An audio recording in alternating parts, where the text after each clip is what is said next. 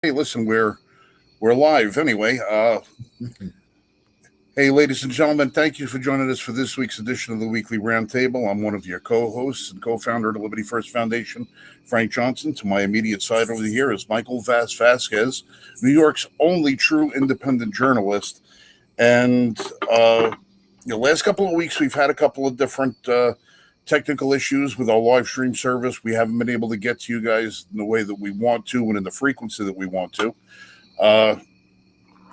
And it's so damn disappointing that today is the day that we have to come to you live. As you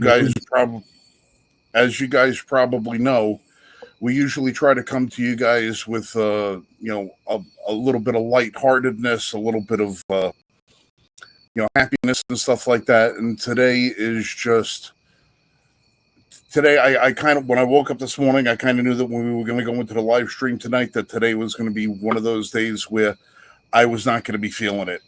First, I was reminded first thing this morning that tomorrow's the anniversary of September 11th. And then I was also reminded that I'm here in Charlotte, North Carolina, where a young girl was brutally murdered on a mass transit train earlier this week, and how the media has completely and totally made like it hasn't happened. And we all know that if the situation were reversed, Charlotte would be burning to the ground. And then today, after sitting and surmising those two factors, watching a broadcast from Turning Point USA today, we see Charlie Kirk get assassinated. I am beyond the level of heartbroken and disgusted in a way I can't. It's becomes so much to process, and I have been saying for a long time, and Vass, I know you'll back me up on this when I say that it was going to get worse, that we were going to see more and more and more acts of violence. We were going to see more senseless killings. We were going to see darker days before we ever see any hope of light again. And today is just another horrific reminder of what the forces of evil are up to in this country. I think it's far worse than that. I think it's way worse than that. And I've been through a whole spectrum of feelings today about this. I have some people who I know who are very close to Turning Point USA, who were there at the very beginning of Turning Point USA. And I've been taking calls from them and other political commentators and some candidates throughout the entire day. I've been on the phone back and forth with them all day long, sharing. People are afraid. They're angry. They're shocked. People have been crying. This is a devastating day. And I know a bunch of normal people, people who aren't into politics, and they're telling me, well, it's just another guy. And like, no, it's not. And they're like, well, that happens. People die like this. They get assassinated all the time. I'm like, no, they don't. And they don't. The people who don't usually follow this, they don't understand how devastating this is. The assassination, what we saw today, a man was a father, a young 31-year-old father of two young children, was assassinated because he used his First Amendment right to speak. He didn't advocate for violence. He wasn't out there trying to burn down a city or commit arson or steal anything or harm people. He wasn't trying to beat down the doors and break buildings. He spoke to people and he said, this is what I think. And he listened to what other people thought. And he said, here's why I think my idea is better.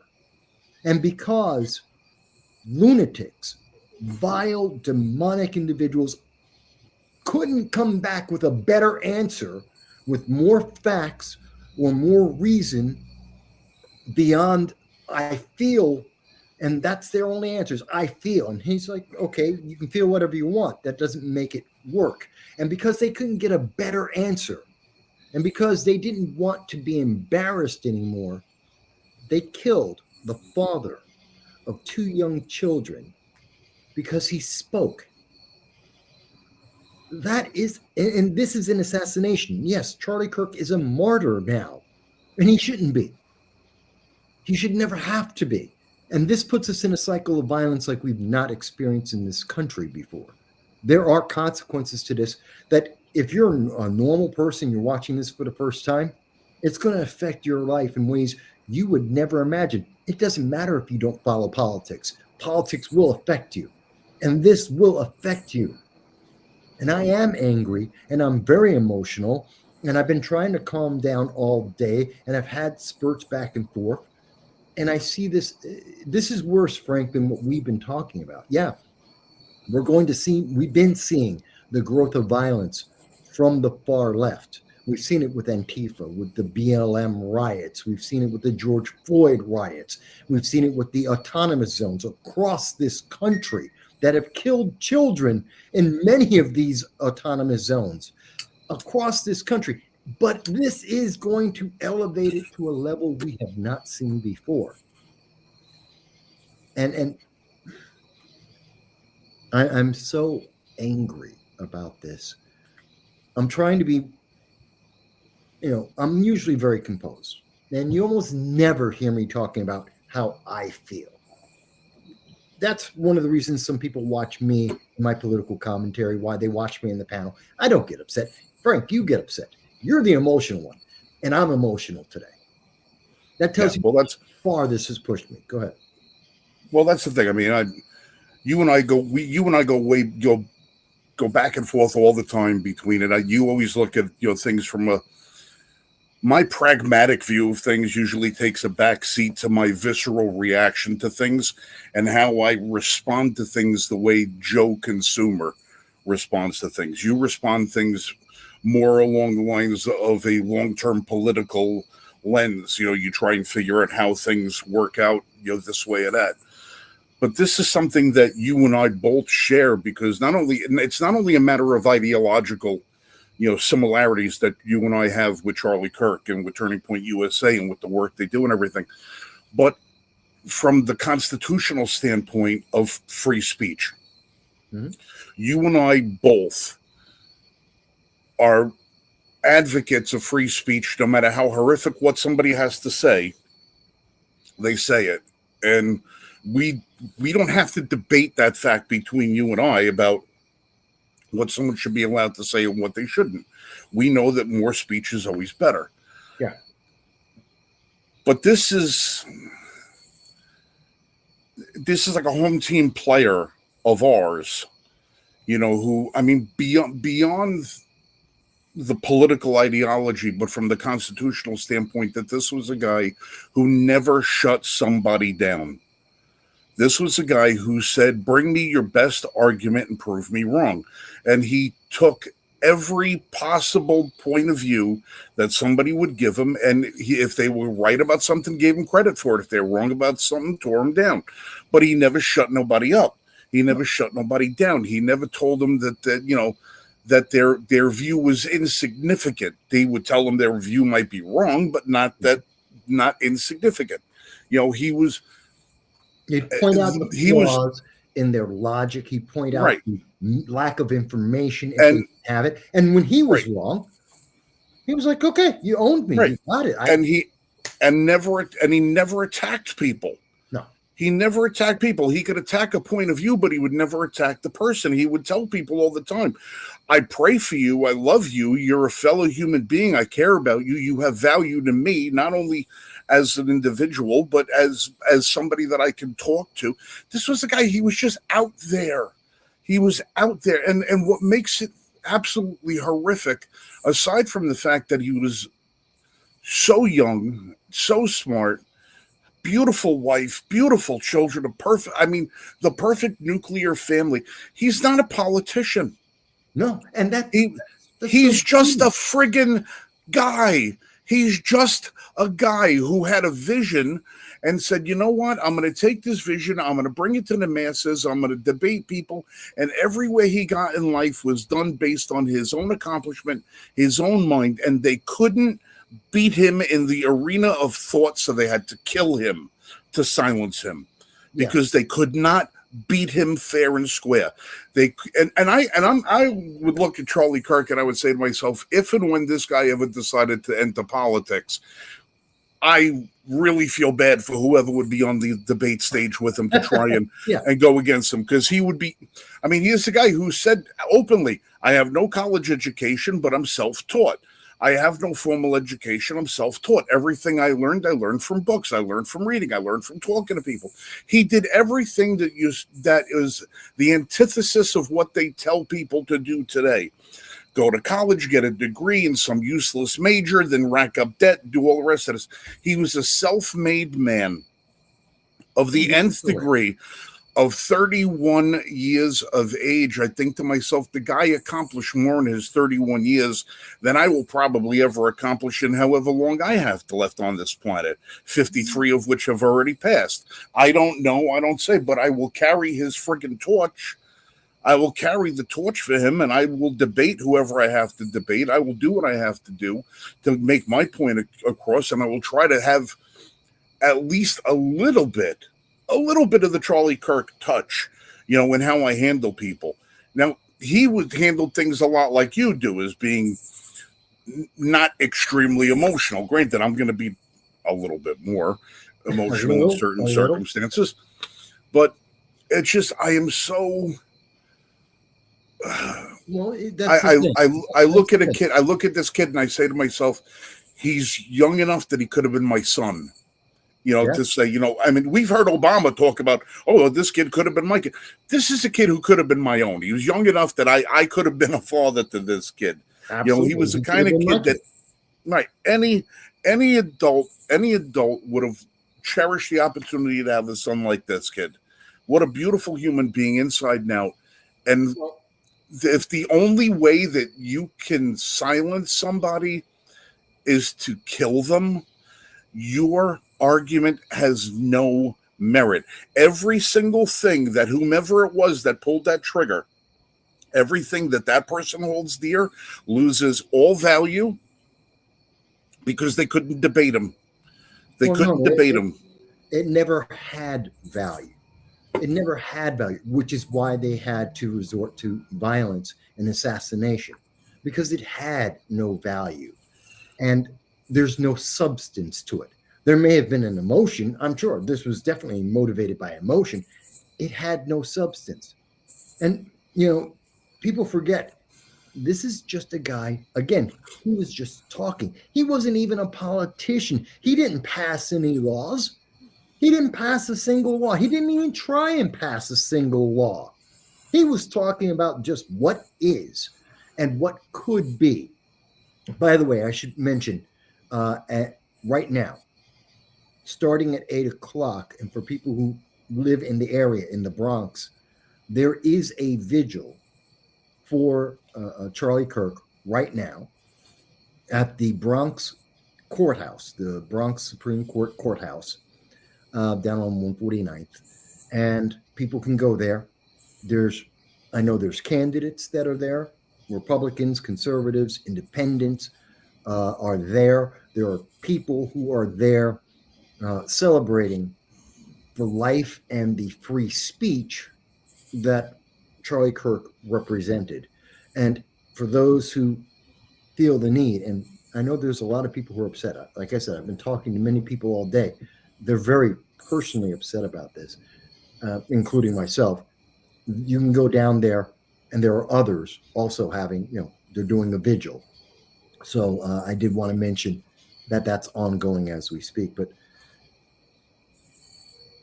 we need to, not only should we celebrate this man's life, Charlie Kirk, what he accomplished, and why he was so driven.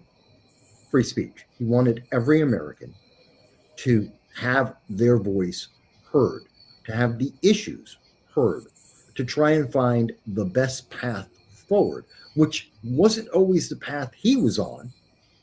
But you know what? Let's passionately debate it and find out which one is. And that's why he's a martyr. That's why even some Democrats right now are saying, oh my God, this should never have happened. How do we get here?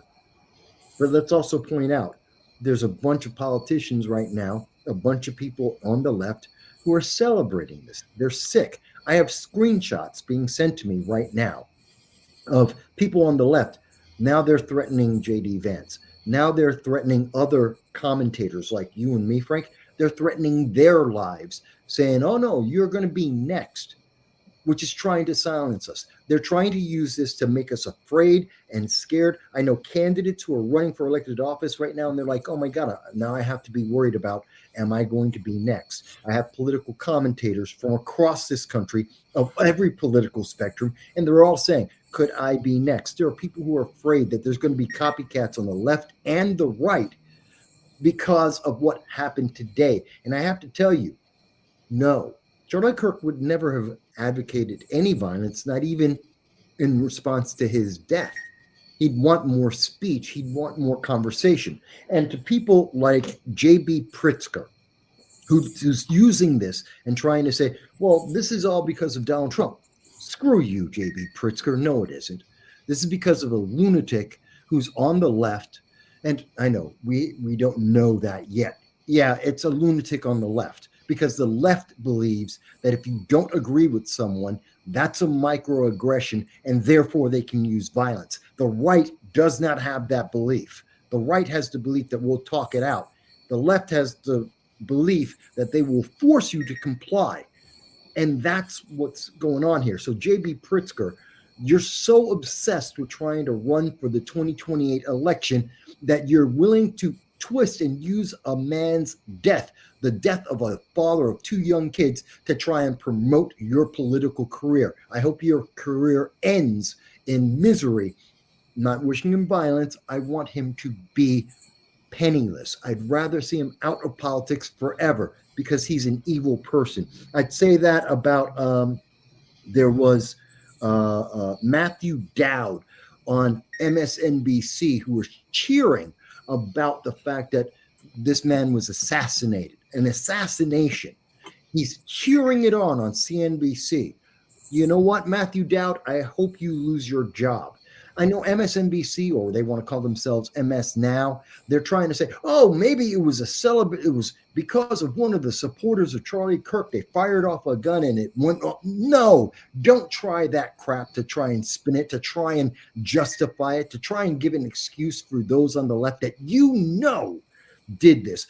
Barack Obama tried that crap, put out a tweet. We can't even imagine the motivation. Yes, we can. We all know what the motivation was, because that's what the left talks about every day. That's what Blue Sky's talking about right now as they're celebrating. And you know what? You even have people like George Takei who are like, oh, well, see, Charlie Kirk was all wrong about the Second Amendment. Guess what? The rifle didn't kill Charlie Kirk. I'm not mad at the rifle. I'm mad at the maniac that pointed that rifle and said, I'm going to use this tool to silence that man because I don't have a better idea. Sorry, I'm like I said. Brother, I want you to let it rip. I want you to let it go. I want you to say everything you got to say, because the fact of the matter is, if we don't say it, it goes unsaid.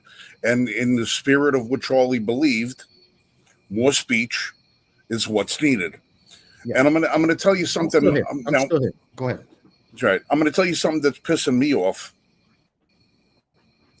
And this is gonna be from how do I the exploitation of Charlie has already begun. Not from the left, but from people on our side. And I'm not even going to say people from our side, because to lump these people onto the left or right is different, because they're not left or right. These are people that are going to be exploiting Charlie's death for their own personal enrichment.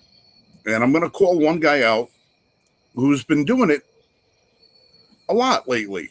In my opinion. Maj Touré. Maj? Maj Really? Touré. Yeah, from the Maj. Black Guns. Yeah, from Black Guns Matter. I From Black Guns personally Matter. know This guy. Maj. Okay. Every single time something goes on, he runs over, he does his little social media posts, he does this, he does that, he does his version of analytics, and then tries to sell one of his classes to go along with it. Oh, well, this is why you need to take this class. This is why you need to take that class. This is why you need to do this class, that class. Girl gets killed on the subway list this week. He's already, people have brought to mind that on that subway car, the only Caucasian on the subway car was the girl who got murdered. And all the other people on the car did absolutely nothing while this raving madman stabbed her to death. All right. Now, granted, it was a very quick attack, and it doesn't give people a lot of time to respond necessarily. But it was clear that the guy came out in the audio. You could hear it say, "I got that white girl. I got that white girl." This guy killed this girl was racially motivated. He didn't stab the other three black people that were on the car. He stabbed the white person. Well, somebody brought out the fact that if the roles were reversed, that Charlotte would be being burnt to a cinder right now. Yes. So Charlotte would be burning down. Automatically he's playing that condemning that point of view as if it's not true. He did it with the football guys. Remember the guy the kid at the stadium that stabbed the other kid and killed the other kid? Automatically came out. Oh, yes. Yeah, automatically came out. Name not important at the moment. Just for the sake of argument, name not important at the moment. Automatically came out with that.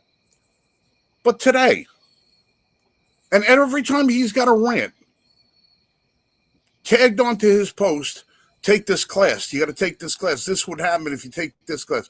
Well, listen. It goes beyond that. I sat and I watched one of his rants today, and the first thing I did while I was watching the thing was go to the comment section. People asking, "Do you sell merch?" And he's plugging the link to sell his merch. You can't even wait long enough for Charlie's family to claim the body instead of going out there and using it as an attempt to self-promote, to self-aggrandize, to tell people, listen, there's decorum. There comes a time. But let me see. There comes a time. Look, you got to back up a little bit, and you got to say, listen. You got to come out and you got to say, listen, what happened to Charlie was a horrific thing. We're so sorry that it happened. Whatever you say, you express your condolences and you leave it alone. No hashtags, no links, no nothing. Just give a family a little bit of time so that they can turn around and mourn, so people can adjust, so people can absorb what happened. He's already selling merch. Well, he's looking as a reason to grow his base, and he's not the only one. No.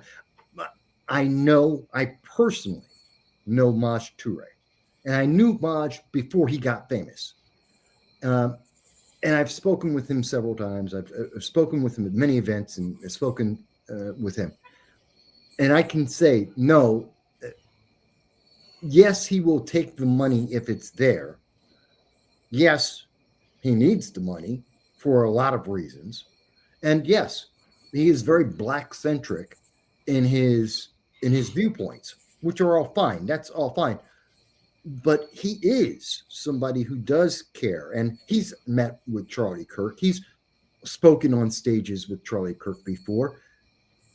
Didn't always agree with him, but they've been at the events. They've spoken with each other. They knew each other to some degree. I can say, in my experience with Maj, he's not, he makes money. He's a businessman. He's going to make money whenever he can because he has to, because he's not getting promoted. He's been the target of persecution, unfair persecution, in my opinion. I didn't see his coverage today about Charlie Kirk. I can't speak to that. So I don't know if it was in bad taste or good taste. I don't know. But I personally know Maj is not a bad person, even if he's coming off that way. That's his presentation. But I can tell you, if you were to speak with Maj, you'd have a very different opinion. Well, I'll tell you, we've spoken to Maj. As a matter of fact, Marshall was one of the first people that ever interviewed him on 4 years ago. We interviewed him for the Liberty First Foundation. 4 or 5 years ago, one of the very first people that interviewed him was us. All right, this going way back when. Yeah, but there comes a time you have to put your self-centering need on the backseat and say, you know what, this isn't about me for once. This is about Charlie. How about this? How about, listen, if you guys want to buy some shirts or you guys want to do this, we'd like to make a donation to Charlie's family. Any money that we sell for selling any of our merchandise is going to go to Charlie's family, or is going to go to Turning Point USA. It's going to go to this. It's going to go to that. No, it's going to go to, I need to buy this building. That's what it's going to go to. I need to buy the building. Yeah, that's his priority. Yeah. Well, you know what? Yeah, but your priority shouldn't be built on somebody else's tragedy. Shouldn't be. And if he's doing that, again, I haven't seen it. I'm not disputing that you saw it. I'm not saying that. I haven't seen it, so I can't. I don't know if there's more emotion in it or not. I don't know. Third comment down on the thread from his post.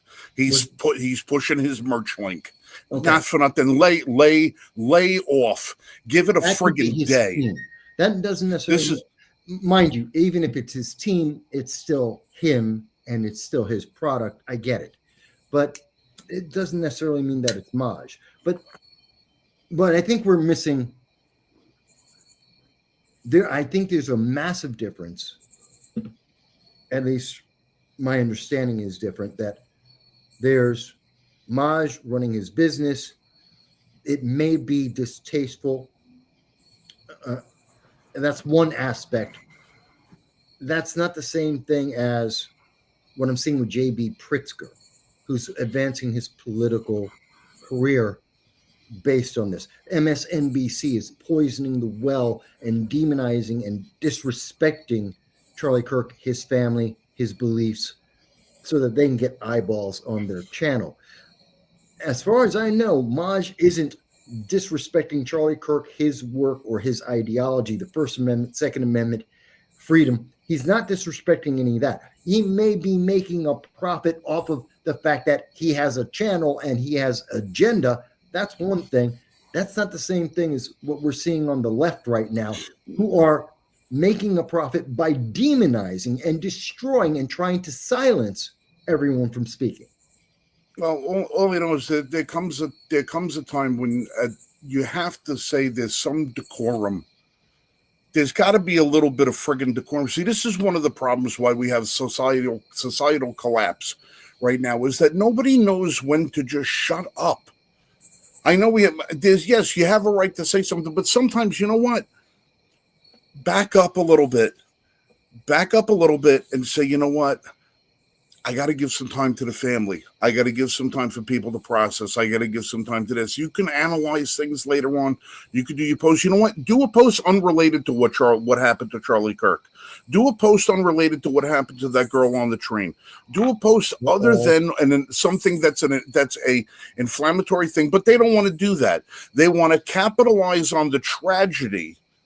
Well, no. Whether it's one side or the other, they're capitalizing on the tragedy for their own personal use. And I think it's in bad taste. Okay, and I have to say that under that definition, then I'm at fault too, because I cover shootings, mass shootings, school shootings on the day that it happens.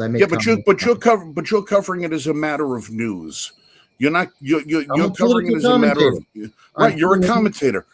I put my views into what I'm covering. I'm not saying it's a good or bad thing. I'm not saying that I'm not trying to bilk people, or I try my very best not to make it a negative. But if that's the case, then most of the media, most political commentators are at fault because we're talking about these things when they happen. Yes, decorum would be great. Mind you, I'm not talking negatively about Kirk. I don't talk negatively about the victims of these kinds of crimes.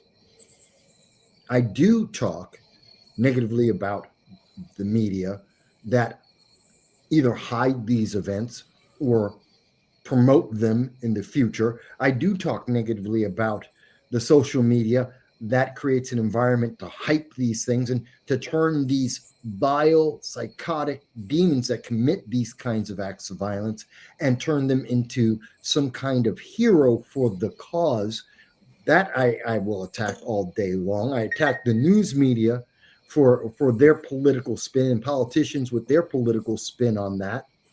I think that's absolutely appropriate, but it's a twisted industry because we talk about death, destruction, and horrible things on a regular basis because that's the life. That's life. So I can't fault for people for doing that, but I will fault people for when I think there's a massive difference between what we're seeing with MSNBC saying, "Oh no, it's actually the fault of Charlie Kirk supporters. That's why it's a fault of the Second Amendment and Second Amendment supporters. I have a fault with that. I have massive issue with J.B. Pritzker saying I should be elected president because there wouldn't be people like Charlie Kirk out there anymore. And Donald Trump is the problem when it's actually the indoctrination coming from the left in schools and in colleges that are promoting this, that are saying that it's that having someone disagree with you is violence. And we've heard that from the left. They've said this. We've seen the protests for years now, for at least the last 5 years, if not the last 15. We've heard them at protest after protest that silence is violence and disagreeing is violence. You have to obey them. You have to agree with them, because if you don't agree, you're an istinophobe. And if you're an istinophobe, well, then you're an enemy, and we got to destroy you. We got to silence you. There is no silencing ultimately greater than shooting someone, that killing someone. And that's what the left is promoting. And people should, if there are anyone on the left watching this, they really should realize the left ideology is an ideology that's pushing for death. They're celebrating this. The left is celebrating. I have screenshots of the left celebrating and saying they want to imitate and copycat this. This is going to take our nation into a very dangerous place. Well, to address a couple of the comments that we're getting on the feed over here, Sharon Nuffer says, "I got a weird feeling that this is just the beginning." Sharon, I got news for you. It's not the beginning. This is in the throes of. This has been happening for a long time. It's just that things are becoming more and more apparent to us the more that they happen, because I've said it in the past, and Vassal, he won't necessarily agree with my commentary, but he'll agree that I've said it. The reason that we're seeing more of it is because of the spread of social media. That, these things have always taken place. It's just now there's a lot more eyes on it because the media is so quick to be able to cover it, because everybody's got a TV in their hand now. So everything that happens, it's instantaneous. So we're starting to see more of it because there's more cameras out there. There's more people watching out there, more eyes on the scene, the more it's going to happen. And eventually it's going to get to the point where, as it's getting, you're seeing people realize that they get a broader audience. They get a much broader audience now than they did if it was 25 years ago. I mean, look at what happened with the Boston bombing. I mean, you had one of these kids, one of these asshole terrorists got put on the cover of Rolling Stone, and they made him into a friggin' hero.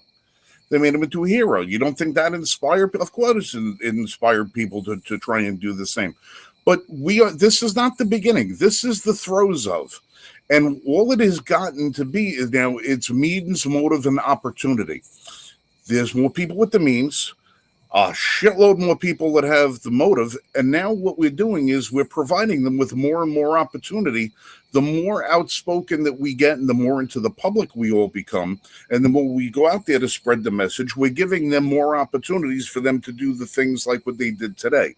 Now, I don't know why Charlie Kirk was in an open forum. I don't know why that there wasn't an auditorium that this could have been held in. Oh, no, Yeah. I can answer that. He was doing what he always does. Charlie Kirk was pretty much the originator, and I think Steven Crowder followed him on this, of doing one of those convince me. Prove me wrong thing. Yeah, so he's sitting down, and what he was at the Utah Valley University, and he was there to take questions, like he does all over the place. I understand why he was there. I don't understand why he was in that. I don't understand why he was in that particular forum rather than indoors. Why was it outside in this broad expanse where there's buildings around from elevated positions where people can take things? He was just in Great Britain 2 weeks ago and did the same thing at a college in England, and it was indoors. Nobody was able to do nothing to him there. There's a reason. There's a reason. One, in England, they have a tradition of having the kind of format he was dealing with is traditionally indoors, and it's very structured. There's a formality to it. When he's in the United States, he is almost always outdoors at every single college. Part of that is because of liability reasons. Part of that is because of the access to the colleges that he has.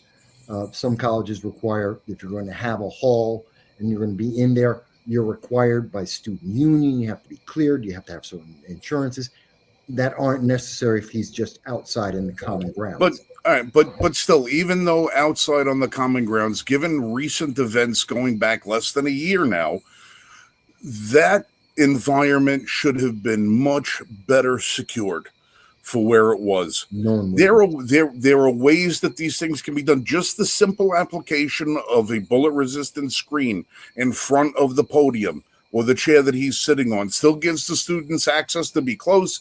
He can still be seen, but it offers them a modicum of protection. They didn't do that. There was no. I don't know what they should. This has got to be a wake-up call. Well, it's got to be a wake-up call. Now we'll see people doing that, but it should have been. It's never been necessary because you're in America on a college campus, which is Charlie did those. Charlie did those like that because he was approachable. That's how he wanted to be. He wanted to be approachable. He wanted everybody to feel like he was accessible to talk with. Okay, that was his whole thing. Hey, Marshall. He didn't care what their opinions were. He didn't care what any of that was. He allowed them to speak their voice. No, but he still could have. This still could have been done with an elevated level of protection. Yeah, but Frank, you got to remember, prior to this, and this is not just him; it's Crowder. There's actually several people, and also his TP USA, the Turning Point USA organization. They've been doing this in this format, either with him and other groups as well, for a decade, almost a decade. No, actually, it is a decade that they've been doing this. There's several reasons, which include liability. There's several reasons that include accessibility and openness, and it's less intimidating for people who are speaking to him. There's a bunch of reasons why he does it the way he did, and because there's never been a reason for him or Crowder or anyone who does this to assume or even believe they're going to be shot. Now that's the thing. There's always been a reason to believe. Just because somebody acted on it yet doesn't mean that the reason wasn't there. somebody managed to exploit a weakness in this thing. I don't know how long in advance this thing was promoted. Whoever it was that did that shooting had the time, the means to pick out a location, to know where he was going to be. They always do. Right. They always do on these events. Right. Always. And that's what I'm saying. Just because it hasn't happened doesn't mean you don't take precautions. I had an uncle that lived on Highland Boulevard in Staten Island. 6 different cars came through. He lived on a weird bend on Highland Boulevard. 6 different cars came through his front yard in various accidents, flipping over, hitting poles, doing this, that, and that. All my uncle did all the time was ask DOT, hey, do you think you could put a guardrail in front of my house on this wicked turn? DOT said, we can't put a guardrail until there's a fatality. And that's part of the problem that we have here, is that we're reactionary instead of proactionary. There were ways that this could have been more secured and still had that open feeling, could have done this. Listen, listen. I don't agree. Vass, I do security. I understand security. That's not my point. I understand security. I understand there were ways that this thing could have been better vetted as to people coming in and out of the campus. I understand that there was no cars near that. The parking lot was a distance away. There's a way that they could have aerial surveillance. They could have drones. They could have a counter sniper initiative out there. You've got evidence already. Trump got shot, for God's sake, in a very similar situation. It's not that far off to believe that one of the most preeminent speakers on the right is going to wind up at some point or another being the target of some lunatic. It's not too hard to take some sort of precautionary measures over and above what they did. And that's all I'm saying. They could have done something. Something could have been done. Maybe it would have worked. Maybe it wouldn't. I don't know. But from the looks of it and looking at the video, looking at all, and I did the whole, looking at the scene from satellite imagery and seeing what was where, and like there were at least 12 different points of vulnerability that I could pick out, that if I was somebody wanting to do something nefarious, that I could have found. And every one of those things could have been countermanded. Everything could be. If you have enough money, you have enough planning, and if you want to affect the way people are going to be interacting with you, and we're second guessing it. Yes, going forward, is that going to be more likely than not? There won't be counter snipers, but will there be more precautions? Maybe. Or what the left was hoping for is they're trying to silence this altogether. And whether they had done it with a bomb, or if they had someone trying to stab him, or whether they're trying to have someone use the gun. The goal was put enough fear out there so that no one will show up at these things and no one will actually try and do another one. So it's to silence the person who's showing up, whether it's a Crowder or a Kirk or myself or anyone else. They don't want us to go, and they don't want the audience to show up because they're afraid now too. This is fear-mongering. This is fear-mongering, which is the left's number one weapon. Be afraid. Comply because you're afraid. Don't do anything because you're afraid. Keep your head down, be silent, and obey because you're afraid. Because if you speak up, if you stand up, if you're noticed, you are a target. And now every political commentator on the left, the right, libertarians, conservatives, every political commentator, you, me, everyone are targets right now because the left, lunatics on the left, and also some extremist lunatics on the right are now going tit for tat. Let's see how many we can knock off. And guess what? This weekend, I'm going out, and there's some political events I would need to take care of. I'm going to be outdoors. I'm not stopping, and I'm not going to have bodyguards, and I'm not going to wear my bulletproof vest. Well, I could, but I'm not. I'm not telling people to stand down. I'm not telling people to stifle. I'm telling people to be a little bit more precautious because we are all going to be targets. We're going to be targets no matter what. There's no reason why you can't have additional security measures in place. We have to be, so if we're going to be targets, we can at least be smart ones. There's a reason why animals have natural camouflage, so that they could, go about their daily life and not be the victim of prey. I understand that. But again, like this weekend, I'm going out. I have a couple of political events I have to cover for various reasons. And I can't walk around in a bulletproof vest. I have the bulletproof vest. I can't. Yeah, but they're illegal. They're illegal in New York now, so you can't wear them. I don't give a damn about that, and you know that. And if anything, please arrest me. I should wear them just so I can get arrested. But my goal isn't to be arrested. So, and because of the nature of the events, I can't wear the bulletproof vest. Would that mean does that mean more risk of getting shot? Yes, especially now that this has happened in this environment. Yes, but some of the other political figures I'll be around, they can't either. Because if we do, then the people we're talking to or trying to talk to, they're going to be terrified. They're going to run away. They won't show up. They won't have the conversation. They're going to keep their heads down and they're going to be terrified. Well, do you think that people are going to show up to an event where they feel that there is no security? Yes. Yes, because they do. They already do.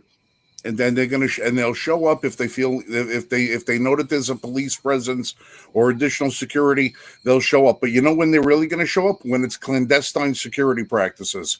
When you have no idea that the security is there and the security is in place, you don't have to tip your hand to have good security. You don't have to tip your hand. They can't afford it. Can't afford it. I know political commentators, including myself. Well, you see, here's the thing. On our side, we don't have to afford it. All you have to do is make a phone call. I can make a phone call right now. If I said I was going to go to a political event where I thought there was going to be danger, I can make one phone call and have 25 guys show up in clandestine ability, be able to protect that location without anything. No, not everybody. No, our side does. All we have to do is utilize it. I do understand. It's the same argument. It's the same argument that we have with school. It's the same argument that we have when we talk about hardening our schools. You know how many veterans out there? Hang on, I'll be right back. Hang on. Go on. I was going to say, there's between the veteran community, law enforcement community, there are people that would be happy to volunteer their time to help protect and safeguard people and help protect and safeguard lives if it means that we can avoid a situation like what we had today. It's not a matter of money. It's a matter of will. And it's a matter of the willingness of people to actually go out and do it. Could it have happened? Yeah. Should it have, should there? I don't know from what I understand, there was a campus PD and Charlie Kirk's personal security of 6 people were there. There's 6 campus police and then Charlie's security. All right. Well, obviously something got in that shouldn't have, and Charlie Kirk paid the price for it. Mm-hmm. And it's fucking disgusting that this happened. Yeah, do we all want to live in a world of marshmallows and rainbows where everything is made of sponge and nobody gets hurt? Sure, we'd all love to have that, but this is the real world. There are lots of lunatics out there, and we've got to safeguard against a lot of them. And I'm not talking about taking people's rights away. All I'm talking about is enhanced security measures. Frank, guys, I was sorry I had to step away for a second, but here's the thing. And I do appreciate and understand what you're saying, Frank. I get it. And no, it's not about trying to diminish anyone's rights. I get that. That's not where you're going. And I do understand the reality of the world we live in. Not a question. The thing that gets me is, but we shouldn't have to. It's a First Amendment right. We should be able, and that's the problem with our culture. That's the problem with Hollywood, the propaganda we're getting from the news media and from the colleges. We should be able to, anywhere we want to, have whatever idea we want to have and to be able to express it. And other people have the right to say, I totally disagree and I think you're wrong, without having to have a bunch of precautions, because someone's going to be so offended, they're going to have their feelings are going to be hurt, and therefore that means violence. And that, I think, is a problem, that it's almost a validation of, oh, you're offended, so I have to have some kind of physical precaution because your offense equals violence, and that's that's expected. No, it should never be expected. It's never justified. No, no, it shouldn't. But a girl should be able to ride the subway without having her throat slashed. That too. Yes, I agree with you. There's a lot of things that should. There's a lot of things that could. There's a lot of things that would. But there's a lot of things that are. And until we can conquer the are, we have to take a little bit more precaution. Be a little bit more sensible in what we do. There's a reason why when I go to a restaurant, I sit with my back to the door. Yeah, There's a reason when I go someplace, I notice where the exits are. There's a reason when I walk into a location, I scope the place out. I automatically look for who are my enemies, who are my friends, who's cannon fodder. It's situational awareness. This is what I do. This is how I live. Now, I'm not walking around thinking to myself that I'm going to be the target of anybody, but I'm prepared. I try to be as prepared as I can be. We all should be, because this is not rainbows and kittens anymore. You have sick people out there doing sick, horrendous things. And every time that it happens, we always go back to the same, what could have been. Now, I'm not talking, we have people on one side are going to say, well, as I forgot who was it said in the thing that the left is going to use this as he thinks that people on the left are using this as doing these things as a means to try and enact gun control. That was Joe Dowling says that it believes. He goes anti-gun people. Yeah. And said, he said that, anti-gun, he thinks that anti-gun people might be doing this so they could help enact gun control. And if you look at it and you start to think, well, let's go back to the Las Vegas shooting. Let's go back to that Las Vegas shooting. You have a country rock band whose fan base is going to be predominantly right of center. You have a guy who is wearing one of them pink hats that they know is at all of these left-wing rallies or whatever.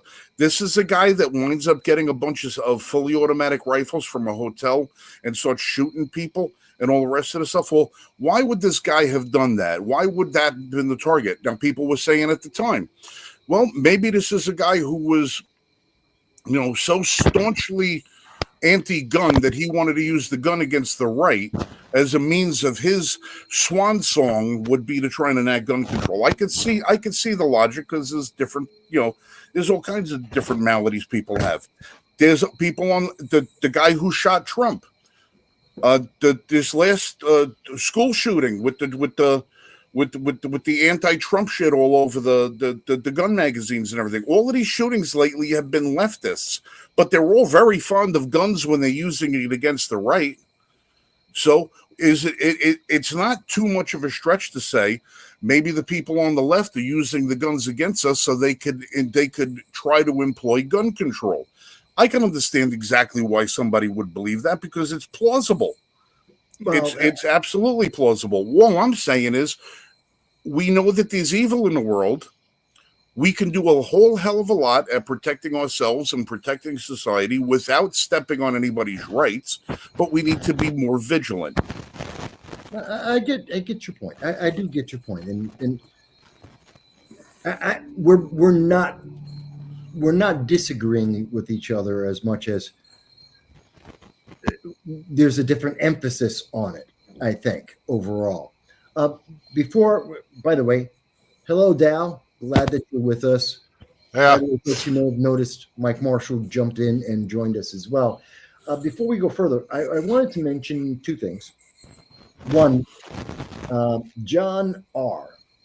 had mentioned that people can, and perhaps this is something that Maj should have done today, many others probably should have done, is said, you know what, rather than buy my merch today, why don't you go and donate to I believe there's a GoFundMe being done, and donate to the family of Charlie Kirk, if anything, or to Turning Point USA in the name of Charlie Kirk, to make sure his organization continues, his goals and his life efforts are able to continue, that his family are able to be okay. I'm pretty sure they're going to be all right, because he had a lot of friends, he had a lot of allies, but just in case. So that's something, instead of buying merch, if you think somebody is just being, if they're there for the money, don't give them the money. Give it to donated. So that's one thing, but separate of that, I did want to mention I have and I mentioned I was going to say this, Frank. This is something I wanted to bring up before we get too far afield. Is I have some of my supporters, my audience, subscribers, and Patreon and such, and one of the members wanted to share something about Charlie Kirk, because there's a lot of stories about Charlie Kirk, and some people don't like him. They do like him. They've got negative stories, good stories. Well, I have someone who's actually I know very well who actually met Charlie Kirk. And the thing is that their story with Charlie Kirk happened at CPAC. This is going back a few years. I think this was in 2020 or 2019. And he was at CPAC. He was actually working as part of the staff. He's part of the CPAC, but he was there as a student. It was great. And he had to get from one end of CPAC to another to do some stuff. And to do that, he had to jump onto this escalator, and he was cutting people off, trying to, we're young, we're not thinking about other people, and he's being in a rush. He started cutting through the line of people on the escalator, and one people he suddenly cut off. He started to feel like Charlie Kirk, and he hadn't been pleasant. He wasn't outwardly rude, but he was kind of rude in the way he jumped in front of Charlie Kirk. It was accidental. He didn't mean to any malice by it. And Charlie Kirk at the time, as he described to me, this is back when Charlie Kirk was single, before he got married, before he had his kids. And so he's surrounded by, a bunch of beautiful women. And so he kind of stood out a little bit. And Charlie Kirk, for his credit, when this member of my audience recognized who he was cutting off and how he was being rude, Charlie Kirk didn't, as many other personalities might, didn't scold him, didn't put him down, didn't try to abuse him or embarrass him. He's like, youthful exuberance. Okay, I get it. Look, just relax a little bit. Take it easy. It's not a big deal. I get it. But at the same time, Charlie Kirk then noticed that surrounding them as part of the people going up that escalator and moving forward was Mark Geist. Now, you may remember, I'm sure, Frank, you and I'm sure everyone on the panel remembers Mark Geist, but for those who don't remember him in the audience, he's one of the heroes who was in Benghazi. The people that Clinton said, what does it matter? The guys who died trying to protect our ambassador, trying to protect our people at the embassy as it was being attacked, that we were told, no, they were just having a protest outdoors. And then there's M60s and the equivalent AK-47s being shot at them and the doors being blown off the walls. And that's why we had the movie 13 Hours, which is pretty much a documentary, not an action movie. Mark Geist was there. And so Charlie Kirk, at that moment, decided he stopped everyone, stopped people as they were coming up off the escalator, and he started shouting at the top of his lungs and said, "This is Mark Geist, folks. This is the guy who was in Benghazi. He was fighting to save our ambassador. He was fighting to save American lives. This man is a hero. He needs to be lauded. We need to recognize this man." Again, Charlie Kirk could have been egotistical, could have insulted my audience member, my Patreon member, could have taken his time to berate him. He could have totally ignored Mark Geist. He could have just let him go by or just give him a nod. No, he went out of his way to both, one, completely forgive the young man that was in a rush, and to take the time to make sure the entire crowd at CPAC that were there at that moment, they weren't acknowledging Charlie Kirk, who was a star. that they were acknowledging Mark Geist, who most people didn't even recognize, didn't know who he was or what he had done. That's the kind of man that Charlie Kirk was. Somebody who would understand our flaws and our frailties. And it's also the man who acknowledged our heroes because he believed in America. He believed in individuals. He believed in speaking about the things that most people wouldn't notice and not emphasizing the negatives when he could emphasize the positives. That's one of the great memories that one of my members had about Charlie Kirk. It's a story that needs to be told today and needs to be remembered, because that same man, Charlie Kirk, would not recommend anyone act out in violence on the left or the right, not to take advantage of his death, not to get retribution or avenge his death. And that needs to be mentioned. And I wanted to share that with you guys. I promised that I would share it. And I thank you for giving me a chance to share that story, to share that message, because I think it's important and timely as we talk about many of the other factors that led to this moment and what's going to be the consequences of it. I think that was important to understand why this man mattered so much, why there's so much involved in this. So I thank you guys for that.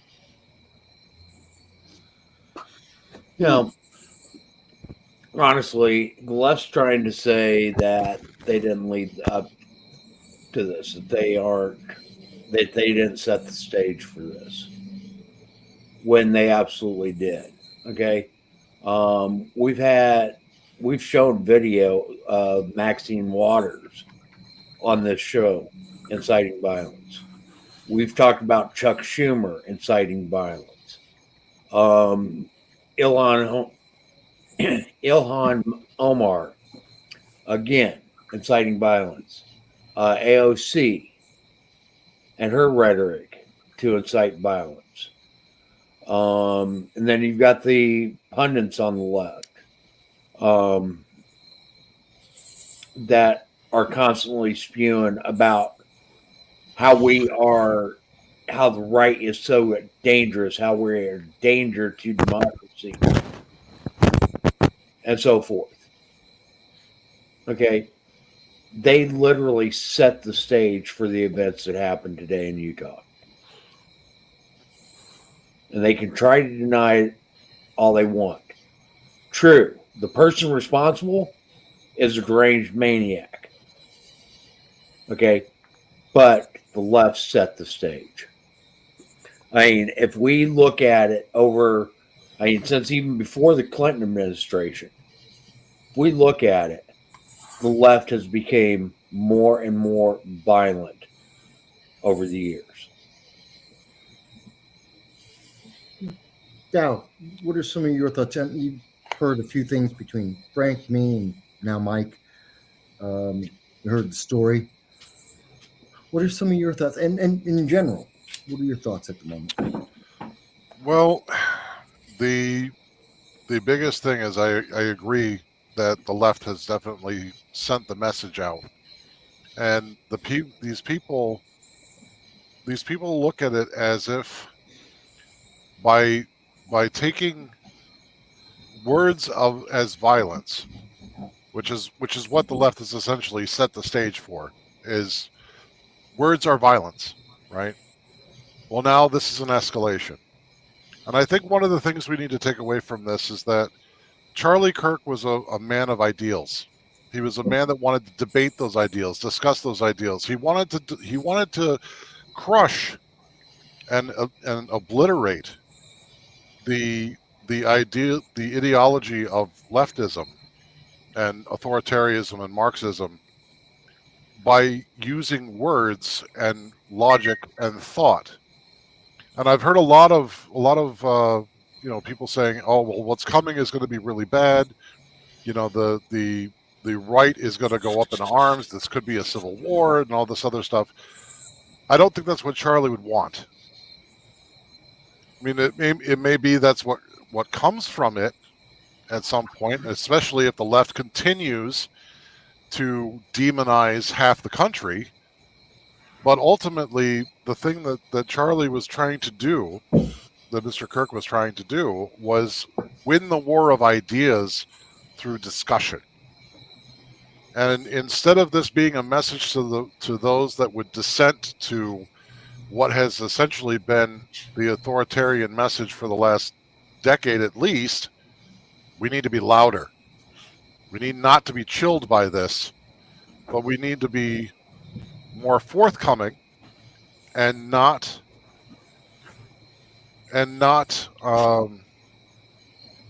drop our guard. We're not playing by the same rules here. Charlie was trying to use discussion to move forward. They don't want to discuss anything, and that's fine. But that means that the consequence of that is that we are going to have to push back on them, not just with deeds, but also with the conviction of our ideals that this is not okay, and you are going to reap the consequences of this, and we are going to basically shout you down. Not because we're mean, not because we lack empathy, but because you have laid out the rules of war, and this is what you're going to get. And the consequence is going to be drastic, and we're going to stamp you out. As an ideology. Yeah. Like, that's it. There's no more of this. And Joanna's right. She's like, we can't let the violence slide. But the thing is that there has to be a consequence. And right now, every system that should be working to give them the consequence of their actions is broken. This is not going to be solved by government. This is not going to be solved by waiting for the system to dispense justice. We, the people, have to speak up, act out, and go to our authorities and say, you will either do your job or move out of the way, and we will put people in place to do the job that we want you to do. And if they fail, you're looking at the people doing the job for them, and that is not a good outcome for anyone. Well, the price will be very high. I was talking to a couple of political figures and a couple of commentators, and I know there's a lot of people who are afraid that a consequence of this is going to be potentially, it could escalate as much as starting a second civil war. This could be our Prince Ferdinand, Duke Ferdinand moment, referencing World War I and how that started, which no one realized was as big as it turned out to be. The dominoes kept falling. Right. In this case, dominoes are falling as well. And could they get big enough that we could see a war start over this? Not directly just because of this, but because of the environment that we are in, and people are reacting to it. I would like to say no, but at the same time, when I hear Democrats, Libertarians, Conservatives, Republicans all say they are terrified to be in public doing politics because they think something is going to happen.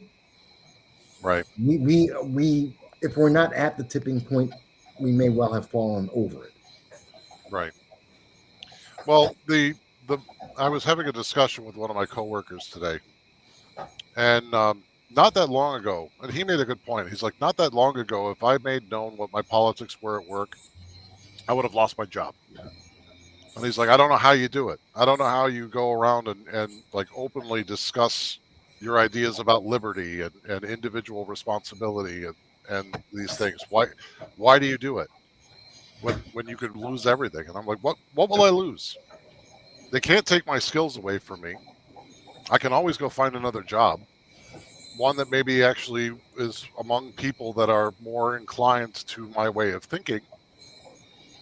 What are they going to take from me? They're going to throw insults at me. Well, today the demonstration is, are you willing to lose your life over this? And we're not just talking figuratively. We're talking about, are you going to lose your life over this? Are you okay with that?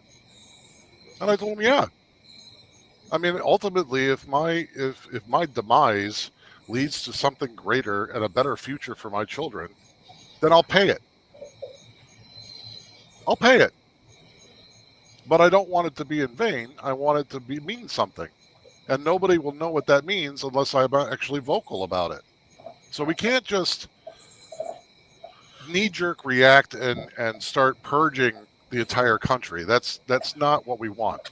What we want is that's not going to destroy the ideology that brought us to this place. We have to prove that our way of life of liberty is much better and works better and provides the most freedom than what they're offering as fear and micromanagement from an authoritarian central government. So does that mean you think, and I'll ask Frank and everyone, does this mean, did the left, and I'm presuming, and I am 99% confident that this is some leftist, far left lunatic, whether they're progressive, democratic, socialist, I don't really know. I am 99% sure this is a left-wing lunatic. Lunatic specifically because of what they did, but left-wing person who committed this assassination will part of the backlash be that Democrats, progressives, that they're already losing support. They're at 33%, even among Democrats, the DNC, that people are leaving in droves. Black men are leaving in droves. Does this drive people further away from the left? Or is this going to bring Gen Z, Gen Alpha? Is this going to drive some of these people, large numbers, to them? What do you think? No, I think it's going to drive them away. But more than that, I think Gen Z and Gen Alpha in particular, there were quite a few of them that looked up to Kirk. And who the hell is Gen Alpha? That's the ones after Gen Z.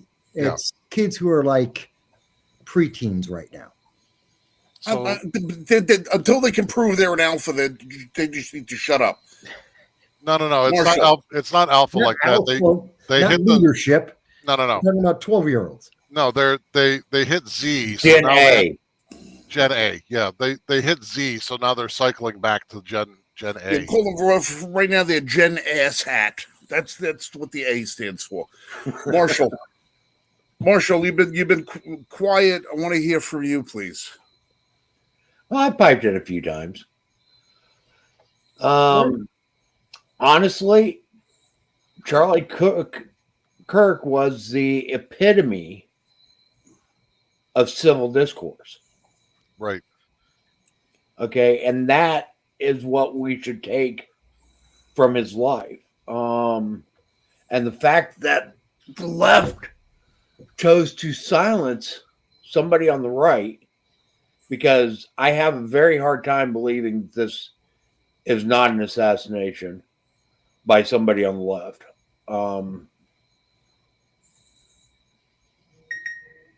Only goes to prove that our voice is powerful. Yeah. And the fact that they had to resort to this to silence a voice because they couldn't rebut it. They had no arguments against him. I mean, that was his whole platform, was a challenge to the left to prove him wrong. And they couldn't do it. So instead, they had to resort to violence to silence him.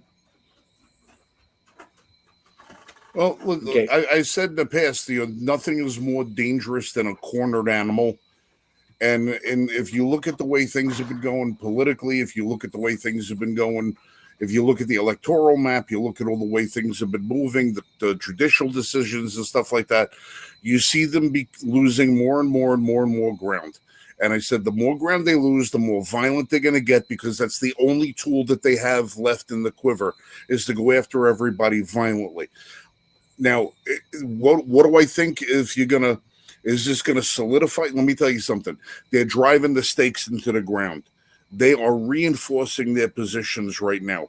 They are reveling in Charlie Kirk's death.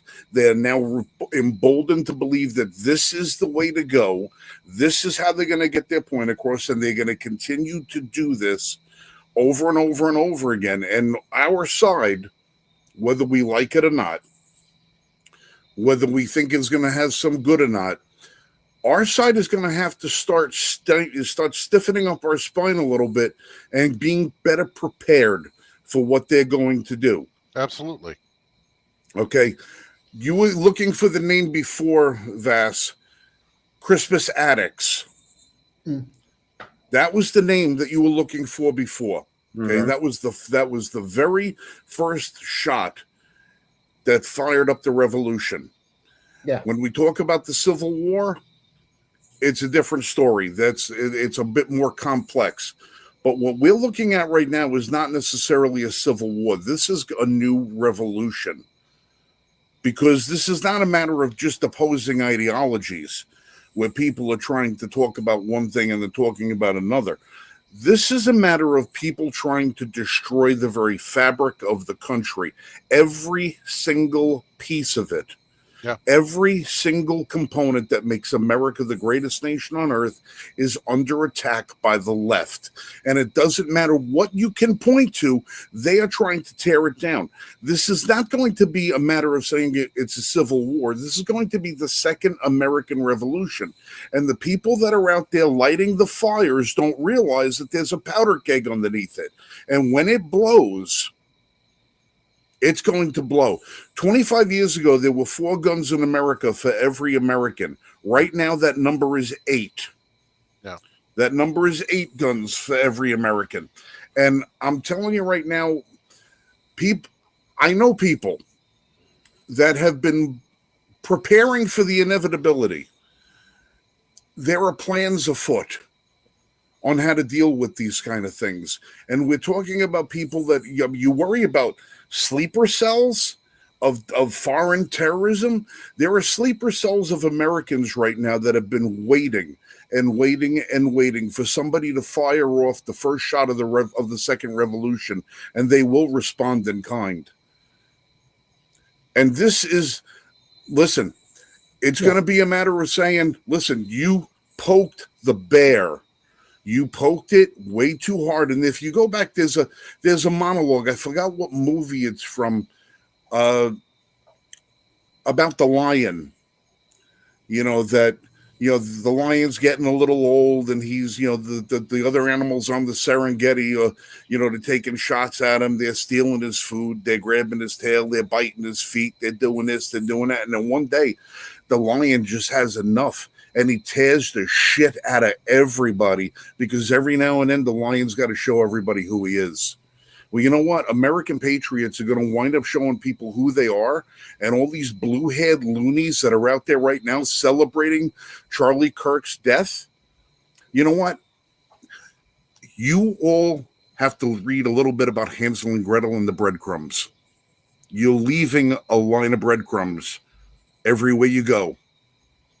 Yeah. Everyone knows who you are. And if you're reveling in the death of an innocent man who used nothing more than his voice, his logic, and his intelligence to undermine every one of your arguments and show you for the radical lunatics that you really are, I know Charlie wouldn't want people to act a certain way. Sure. But people are going to act in a way that's according to protecting themselves, their families, and their country. You are starting a revolution you do not want to start. Take heed, pack your shit, move to Canada, do whatever the hell you got to do. Stay the hell out of the way of the American people, because I think you're getting to the point where they've had quite enough. And today might just be about the boy. We're at 211 and 3/4 degrees. You better back the fire off a little bit before you hit the boiling point. I agree.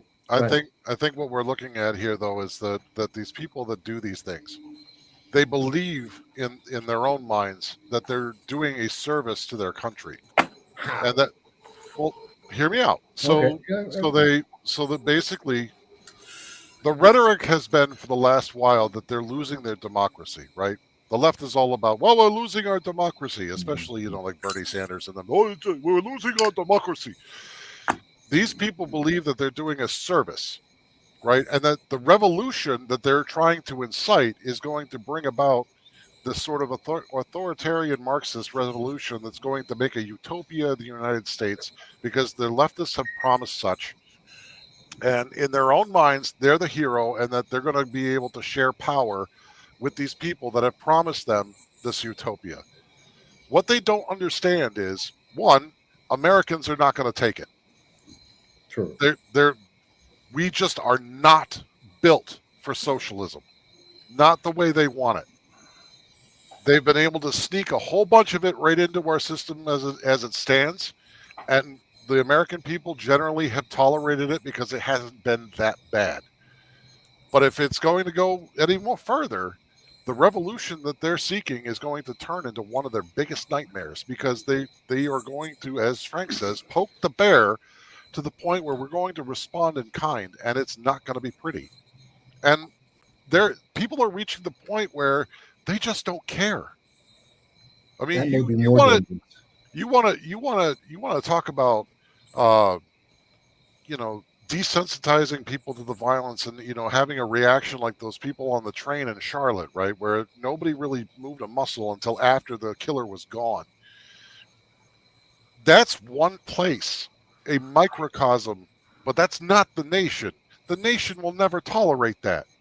And after a while, we're going to get to the point, and I'm saying we, as in the people in general, are going to get to the point where we're going to realize we can't vote our way out. They've left us no other avenue, and they keep prodding and prodding and prodding until we prod back. And when we prod back, it's going to be terrible. It's going to be terrible. And like I said, the cost is going to be supremely high. So they have to ask themselves, am I really ready to die for this? The crazy ones will say yes. We already saw that in Minnesota. No, yes. In Minneapolis. The crazy ones will be like, yeah, I'm going to die for the cause. It's so chaos. It's going to be great. Rah! The rest of us don't want the chaos. We want our country back. And we've tried to be tolerant, and we've tried to vote it back into existence. And every time we try, their claws in the system get deeper, and they've always been able to stymie it, because we have a series of representatives that, one, don't represent us. They go to Washington and something happens, and all of a sudden they can't do anything. I mean, look at the Republicans. How much they've had 8 months to do something in Washington on the federal scale to actually solidify the mandate of the people by legislation, to make it permanent. What have they done?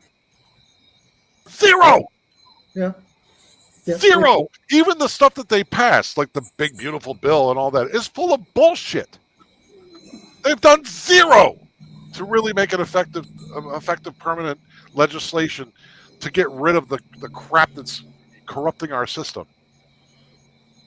The people are going to get sick of it. And you take away voices like Charlie Kirk that sued for peace through discourse, to try to resolve these problems through discourse.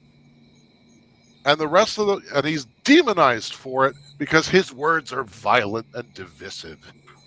You know what? If you can't take a dissenting opinion because you have nothing left and you lash out, I don't know how you think you're going to that optically you're going to be able to play the victim on this one, because you were the provokers, and everybody knows it. No, they're trying to play the victim because J.B. Pritzker, in particular, has publicly come out and said, no. See, it's not because of the shooter. It's because of Donald Trump. Orange man bad. Bullshit. It's the right is the cause. Because if you didn't say things that upset the left wouldn't have to respond with violence. That's the logic that they are trying to spin out there. it's kind of like how you see yesterday. The part of the reason why they delayed talking about what happened in Charlottesville is because the left had to figure a way to spin it, and the spin is now, well, it's a mental health issue, and he's black, and it's not really his fault. It's Bullshit. the fault of Trump cutting the mental health funding, and so it's Orange Man bad. They're trying to circle everything around Orange Man bad. They're trying to circle everything around their policies have failed. Their ideology has failed. Yeah, I get that. It's he's an evil. The guy in Charlotte was an evil individual. Yeah, that's it. Period. Evil individual. Simple enough to me. That could have been stopped one of 14 times before he committed a murder. Again. 15 times. Yes, that's true. So that whole idea of mental illness bullshit is just that. It's bullshit, because before Donald Trump was in office, that guy was arrested one of 14 times. So where was your concern over mental health then? It didn't exist. So that spin is a line of bullshit. Yeah. Well, according to that piece of shit Van Jones, well, he was hurting, and hurting people hurt other people. When people hurt, they hurt other people. That's stupid. That is a stupid statement. That is a stupid statement. That's Van Jones. Every name of statement that he's made that isn't stupid. And that's the thing. It's like I was talking to somebody today, and I'm like, you know what? The biggest way that we could correct this is that we need to repeal all gun control. Will it stop it entirely? No. But what it will do is it will make the worst among us be neutralized. And those that would think to be the worst among us wouldn't attempt it, because at least their self-preservation would kick in. No, listen, they wouldn't try it. I'm here in Charlotte, all right? I'm here in Charlotte. For those of you who don't know what I do in the day, I sell guns. That's what I do. I sell guns. I sell guns. I teach people to shoot. I teach people self-defense. I teach a whole litany of other stuff. I do all of this. This is what I do in the daytime. At least every week, I sell, me personally, and my team at work is probably 12 strong. I sell at least 25 guns a week to people who are first-time gun owners. All right? And I strongly advocate for their training, for them to take classes, for them to be able to do anything. Yep. I have taken my customers to the range on my time, on my free time, on my range, on my dime, taking them so I can personally instruct these people. Half of the people I sell guns to are minorities. Yeah. And they all say the same thing. Charlotte is a shit show, and they don't want to fall victim. Understandable. Okay, right. And I say to myself, all right, well, I'm helping. I'm doing the best I can. Right. I'm doing the best I can. We're trying to help all of this stuff. And we've got a lot of policies at work that I am like fermenting against. I'm screaming at the top of my lungs about corporate bullshit and all kinds of other stuff that's anti-Second Amendment when it comes to corporate policy with gun sales and stuff like that. I'm screaming about all of this stuff all the time. I see people every single day. Every day they come up to me and they tell me the same thing. My son got mugged. My daughter got mugged. This one got carjacked. I got carjacked. My home got broken into. This, that, and everything. These are not people that are coming there because they want to be a part of the Second Amendment community for fun, or they want to come to the Second Amendment community because they're trying to just exercise a constitutional right. They're coming to the Second Amendment community out of necessity because law enforcement is not there for them. They're coming to the Second Amendment community because the judicial system is not there for them. They're coming to the Second Amendment community because they're afraid of being a victim. And every week you see more and more and more and more happen where people are becoming victims because they're not prepared. And it's not because they're not prepared that's the cause. Being not prepared is the result. Right. When you have somebody attack somebody that is prepared, you're never going to find out about it because the story doesn't fit the mainstream media narrative and it gets brushed under the rug. And you never hear about the guy who somebody tries to carjack a guy and he drops 3 thugs on the street. You never hear about these things. We try to bring those stories to you when they happen. It's hard for us to find them. And I search the FBI lists all the time for this stuff. It is getting bad. Yeah. It is getting bad, and it is getting bad predominantly in blue cities, blue states. That's where it's getting bad. Where you have the highest levels of gun control is where you're having the most amount of people that are falling to become a victim.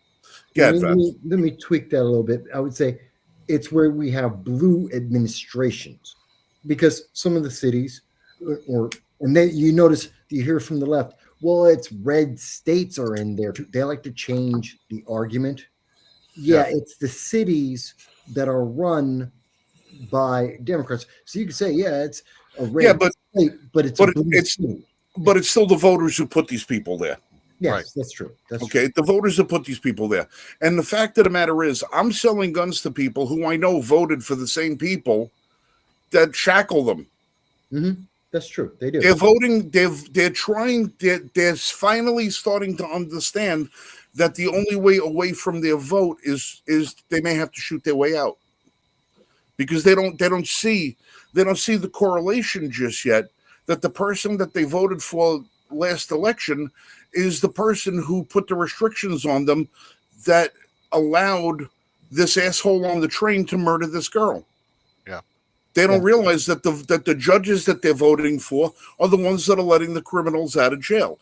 They don't realize that they're the ones who voted for the weak-ass sheriff. They're the ones who voted for the weak-ass mayor. They're the ones who voted for these people, but they see that the reality of their vote comes home. They just haven't figured out the correlation yet. Well, and it's not until they become a victim that they start to have their eyes open. They start saying, "Oh well, I better get a gun now because all the city's going to hell with itself." Well, how did it go to hell with itself?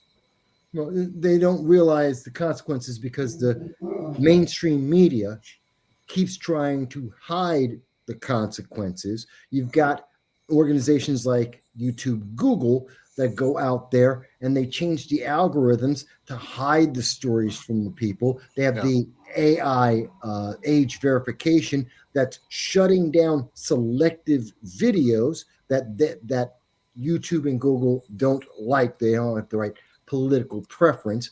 They're trying to push the approved message in all of, not just social media, but it's in the comic books, it's in the movies, it's in the songs, it's in TV shows, it's in our sports, people like LeBron James.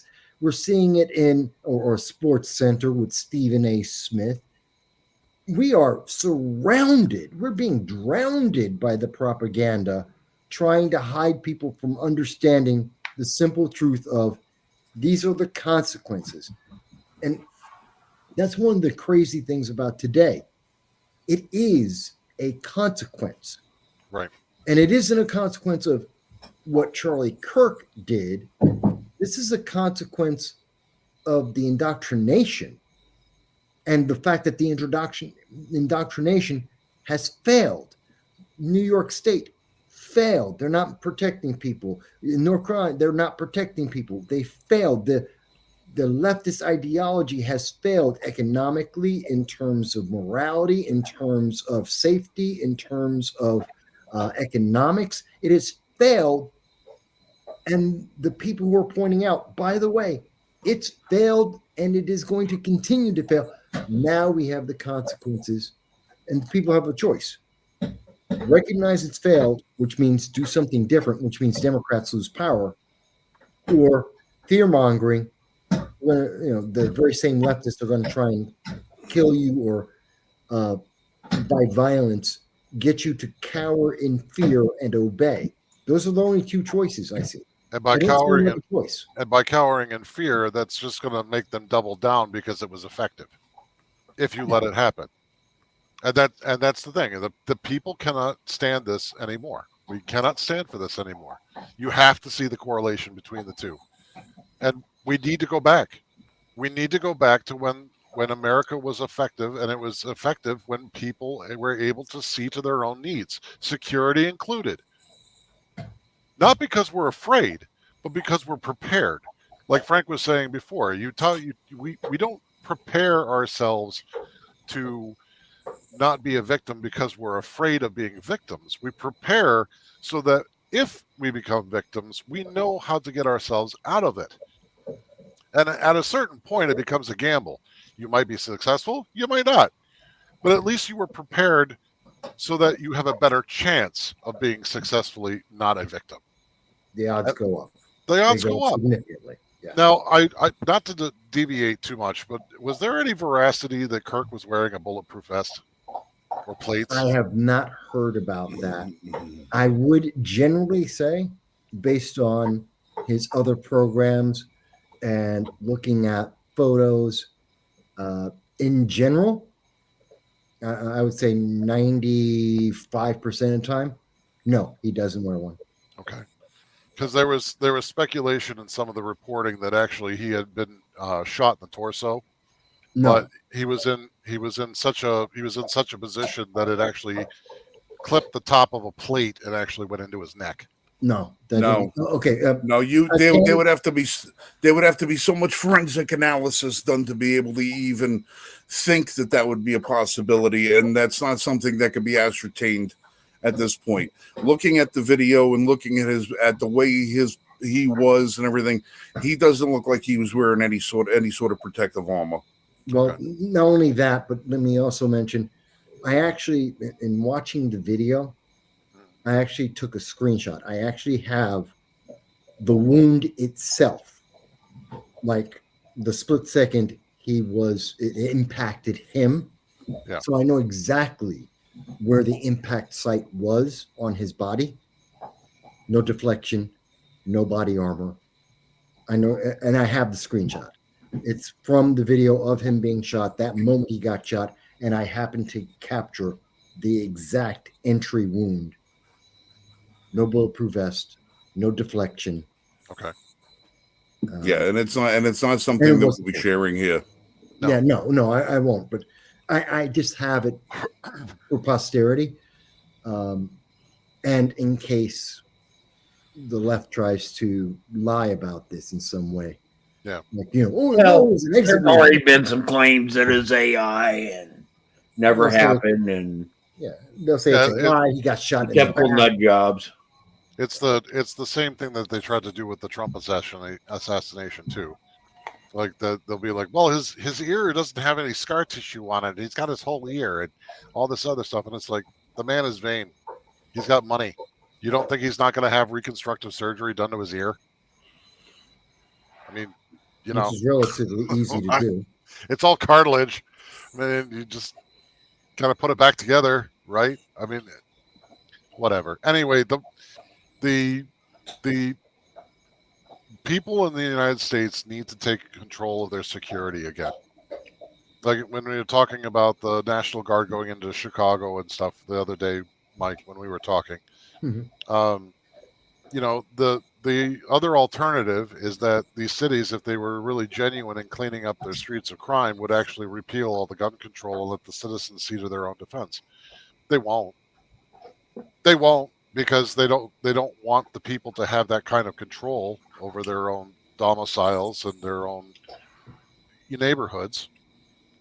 Yeah. But they could. Did you notice that the CNNs, the MSNBCs, the leftist media, that they're trying to say, oh my God, well, we can't let this become another reason for Donald Trump to put troops into cities, which means this can't be, we don't want this to become another reason why Trump is trying to protect the public from insane lunatics.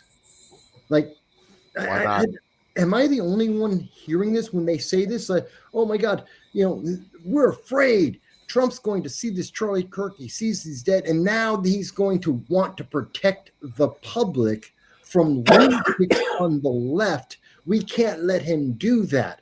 We have to Trump's the bad guy. We have to stop him from protecting the public. Okay, That's so insane. it is insane. So you know what the leftists could do that would really, really blow everybody's mind? Repeal all the gun control.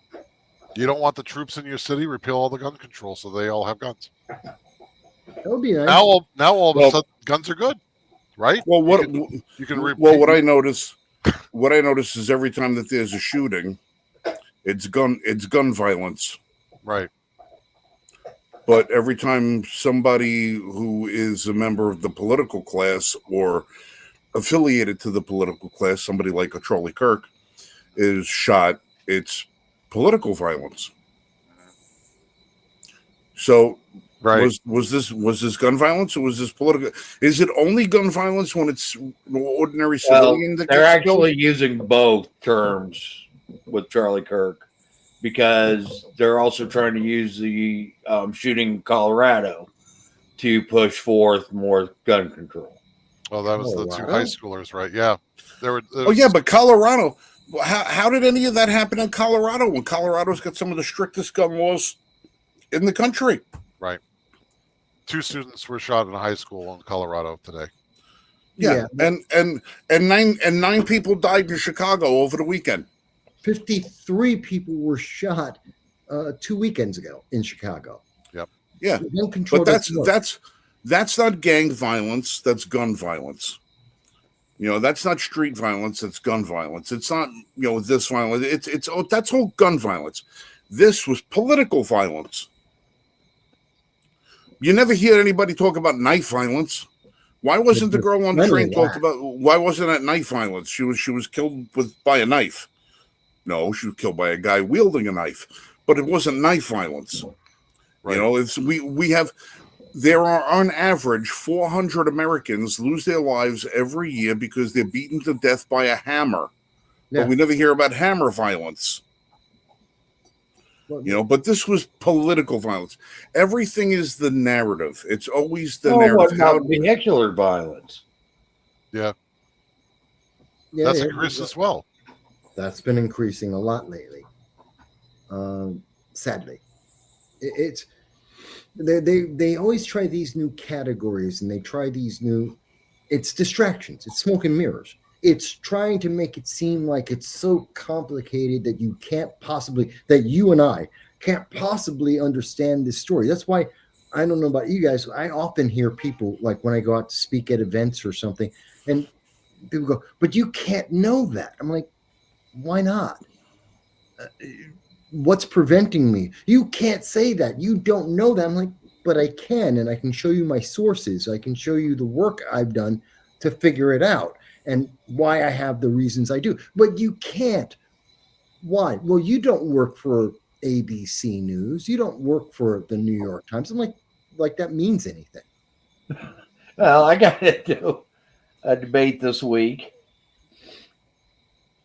about I can't even remember what the hell her name is, but hold on a second. It's about the difference between a republic and democracy. Here it is. Yeah. Okay. So Dara Star Tucker. I don't know if you guys have heard of her, but she's a jazz singer and social justice warrior. Woohoo! So she came out with a video this week. I don't know about you all, but it really bothers me when people say that we are a constitutional republic and not a democracy when they're the same thing. Ugh. Well, clearly she's a fucking idiot. She's undereducated, and she's just going with the commonality, the common language that the left likes to push out there. All right, so Marshall, how did you put the what's her name? Donna Star Tucker. Tucker. Oh, I thought you said Zucker. Dana. Dana. Okay. Yeah. Or no, Dara. Dara. Dara. All right, so I'm going to look for this idiot while you're talking. Go I ahead. will Tell us how nothing. you put her in a place. I don't. So anyway, I said, well, first off, the founding fathers did not give us a democracy. In fact, they abhorred democracy. Okay? They called it mob rule. Correct. And that's exactly what it is. Because in a democracy, the majority, 100% of the time, rules. Right. Regardless. And I started explaining, okay, we cannot be a democracy because even when majority votes for something to enact something, the executive branch can veto it. Mhm. That's not majority rule. That is not democracy. Even when the majority decides to enact law that goes against, that exceeds its power, the court system can overturn that law. That is not democracy. That is the foundation of a republic. Right. If it's not majority rule, then it is not a democracy. And I got all kinds of people saying, well, it's a form of democracy, blah, blah, blah. No, it's not a form of democracy. A republic is a republic. Right. Okay. There is very distinct differences. Ugh. We may have some processes that mimic democracy, but we are in no way, shape, or form a democracy. It's funny because on her Wikipedia page, it says she also doesn't have the ability to distinguish between a constitutional republic and a democracy.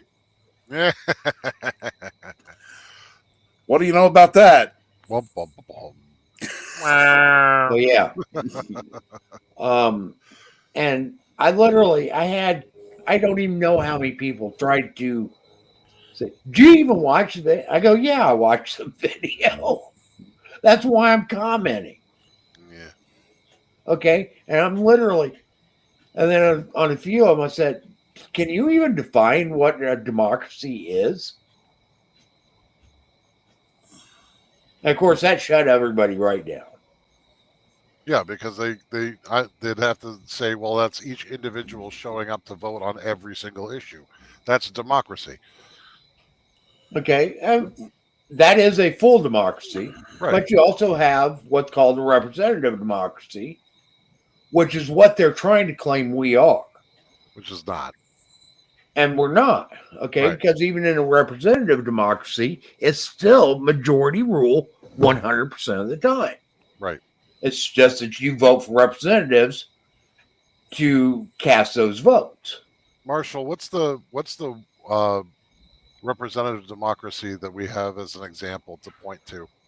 What was that? What's the representative democracy that we have to point to that's operating right now on planet Earth? I don't think it's the UK because the UK There isn't one. No, the UK is lost. Well, no, but I'm The saying UK is still a monarchy. Yeah, it's still a monarchy. Maybe Germany. It's a Maybe. part. No, there is no actual full democracy. No, As just about every country that claims to be a democracy isn't. They're either an authoritarian type regime of some sort, or they have representative elements, but they're not a democracy. They're more republic because generally their executive power, whether it be a king, a prime minister, or whatnot, does hold some veto powers. Yeah, Germany is what they call a federal parliamentary republic. Mm-hmm. That's what Germany is. Let's see. most of the European nations would be similar. They run with parliaments. Britain is a parliamentary democracy and constitutional monarchy. Constitutional monarchy, I knew. And the parliamentary system came out of the constitutional monarchy, but almost all of Europe is parliamentary systems. But, I mean, even England is not a democracy. Right. No. Okay, because the prime minister has the power to veto laws. Right. Okay, and ultimately, at the end of the day, the crown has the authority. Yeah, France is called a semi-presidential system, whatever the hell that is, Well, because they have both. They have the prime minister and they have a president. A prime minister, a president, the parliament, and all the rest of this. They don't know what the hell they're doing in France. France is also done. England is done. Germany is done. The only people that are actually starting to actually fight back a little bit is Ireland and Scotland. They're starting to get back to their roots. Scotland, especially, is starting to. I mean, you know who's in the lead for president right now in Scotland? Who's that? Conor McGregor. Oh yeah, yeah. Or is it Ireland? No, It's Ireland. He's Ireland. Ireland. Yeah, he's in the lead for president for Ireland. Yeah, by a landslide. You know, I'm like, I can't stand Conor McGregor, his personality, but you know what? Go for it, brother. I'm rooting for you all the way. I'm rooting for you. And you know how many people a week we get into the shop that are from England, Germany, or whatever? You know what they come into the shop for? They want to take pictures with the guns. Because they can't do it in their country. Because they can't do it there. And we had Australians and every one of these groups that come in here, and we get them by the busload. I'm talking like 30 or 40 of them come in at a time, and like 7 or 8 of them will always migrate themselves over to the gun counter to see what's going on over there. And I chastise all of them. Where is your heritage? Do you remember your history? Do you know of the sacrifices made by your forefathers? What is wrong with you? What is wrong with you? Why are you and then I ask him, why are you visiting America? And then, well, we just wanted to see what I said. No. You don't want to just see America. You want to see what freedom looks like. Right. And behind me, there's 1,000 guns on the wall behind me. I'm like, this is what freedom looks like. When are you going to grow your balls back and start getting your freedom back? And Australians, they're the worst. They all talk a big game, but they're the ones who will lay down their rifles in front of the steamrollers to let them destroy them.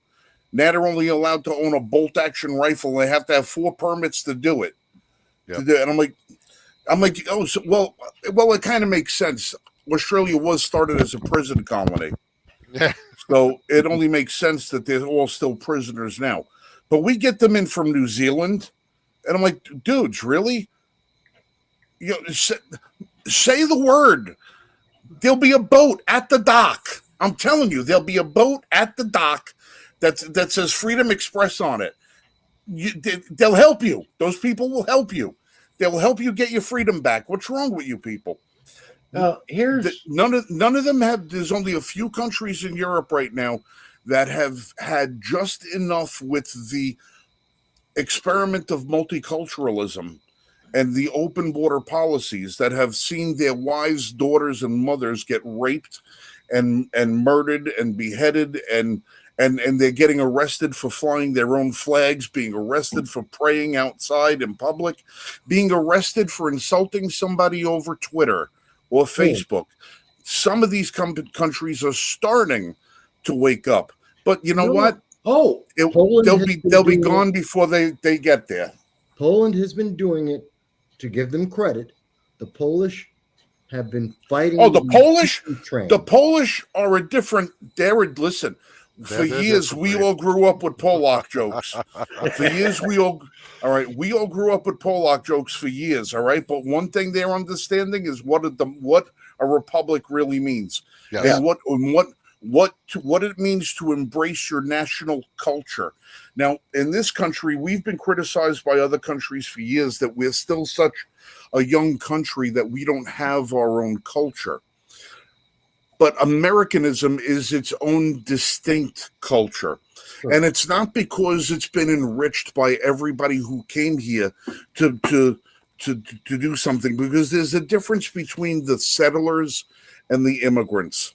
Yeah. The American culture was built by the settlers of America. Okay, this is the people who came to a barren land. Yes, there were some people here.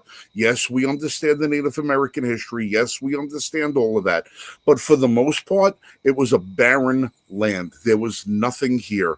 And the settlers came and they built. And they brought with them an idea, and they built industry, they built infrastructure, they built skyscrapers, they brought to the world the greatest inventions of all time. They brought, because of all of their unique experiences in their own individual cultures, added something to America that made us great, and that was the American culture. It was built by the settlers, and the descendants of those settlers, both free man and non, that built this country. And when the people turn around and they talk in this country about how America was built by immigrants, no, that's not the case. It was built by the settlers because the immigrants showed up after the culture was established. Yep. And the immigrants came to benefit from the culture that was here, the American culture. They came and they benefited from a culture that showed them what freedom was, unlike anywhere else in the world. And it was America that gave birth to prosperity, to millions and millions and millions of people who came to this country, who did not come with an open hand for a handout, but came with a fist looking to fight for the American dream. Those are the people. It was the immigrants that benefited from the work of the settler. And the people that are coming here now were no longer immigrants looking to benefit from our system. They're coming here to corrupt the system, to turn it into something reminiscent of the land from whence they came. And that cannot be allowed to happen in the United States. That's what's happened in Europe with their open door policy, and the people are finally starting to wake up and realize their culture, their French culture, their German culture, their Polish culture, their English culture, all of the cultures that built great walls and dominated the globe for 1,000 years, that culture is at risk of being destroyed because they're bringing people in who do not want to assimilate, but want to assimilate them. Yeah. The only problem is for them is that they long ago gave up their teeth. They gave their teeth away to the wolf because the wolf told them they would protect them. And now the sheep are on the menu. Well, those sheep better start learning how to sharpen up them cloven hooves and sharpen up them spikes on the top of the head and get to fighting, because otherwise their culture will be gone. The Americans, I'm not so much worried about what's going to happen to our culture, because eventually we will have just enough where we fight back. And when we do, it will be ugly, but it will be short, but it will also be permanent. I'm worried about what's going to happen in Europe, because what bleeds over from Europe is going to bleed over to here. And if we don't have our identity secured before it happens in Europe, we are going to get further watered down, and we're going to get further demoralized and further bankrupted by trying to prevent what happens in Europe, which is inevitable. They've got to start that fight now. I tell the visitors that come to the shop all the time, please, we in here in America, we are not your enemies. We are descendants. We are the people that came from you, and we got it right.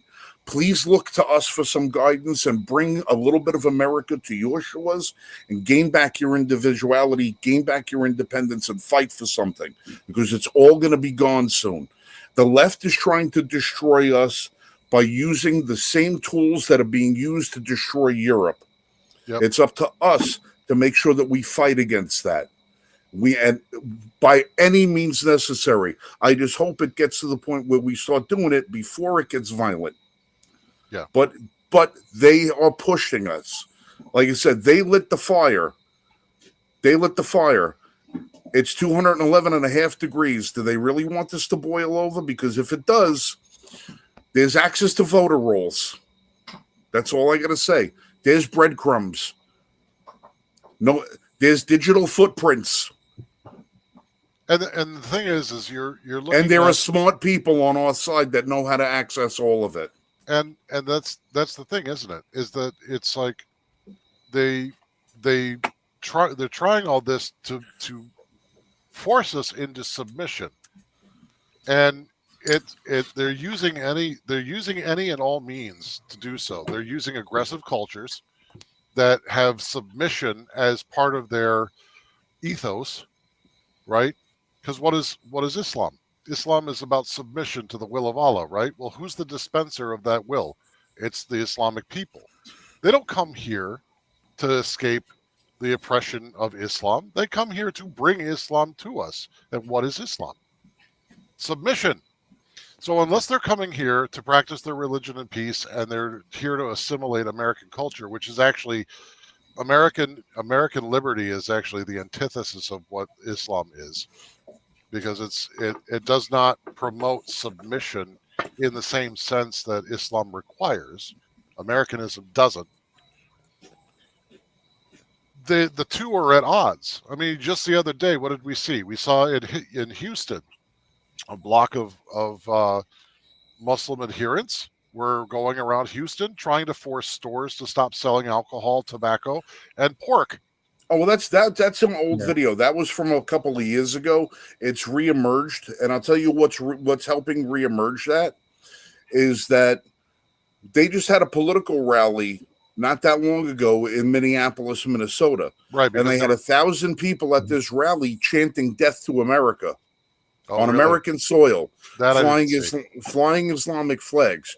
The other thing that sparked it is that there's a city in Colorado, I believe it was Colorado someplace, I forget what it is, a municipality, where one of the officers redesigned the sheriff's patrol patch that would be on the uniform, and it was in Arabic. That was in Michigan. That was in Dearborn. Was that Michigan? I forgot where it was. It was Dearborn, but they redesigned. So people are starting to say, "Wait a minute, whoa!" Now the mayor of that town, the mayor of that city, who was Islamic, but he's a pro-Trump guy. He's a pro-freedom. He's, I guess, what you would say, a conservative Muslim. Moderate. He put the kibosh. He'd be a moderate. Yeah, he'd be a moderate as far as Islam. Yeah, he put the kibosh on that and stopped it. He said, "No, this is America. We don't do that shit here." But you're starting to see an emergence in this country of what Islamic fundamentalism has done to this country and in the inroads that they have made in. Yeah. And you start to see there are cities in America that are majority Islamic councils, is majority Islamic politicians, the mayors, the city councils, police chiefs, fire chiefs. And I mean, not for nothing, in Brooklyn right now, there is Islamic adherence police vehicles rolling around in Brooklyn through Islamic neighborhoods that look exactly like NYPD, and they're enforcing Sharia law. Well, they're trying to, but here's the thing. And they can only do it to those who adhere to Sharia. But here's the thing. The Muslim communities, Dearborn in particular, Dearborn, Michigan, great example of it. They are just an outward, easily identified example of the problem, which is these are, for lack of any country, they are Muslims in America, not Muslim Americans, not Americans who are Muslim. They're not that. And you can say the same thing, that we have people here who are from Angola in America, but they're not Americans with Angolan history. Yeah. Right. Their thing is wherever they're from is in America, taking advantage of the resources, the infrastructure, the freedom of America, but they want their culture to remain. They want their culture to be prominent and to spread because of the resources, because of the freedom, because of the opportunity that they can't get in their own country, but because they're in America, they can, and now they want it to spread and flourish, which you can't do in their country, because ultimately, at the end of the day, their countries are failures.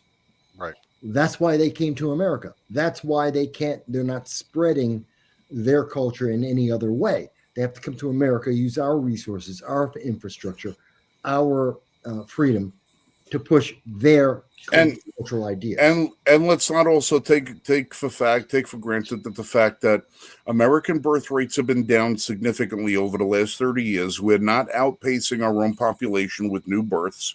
Right. There's more people dying, more Americans are dying than what are being born in America, and we are stagnating as far as our population growth goes by percentage.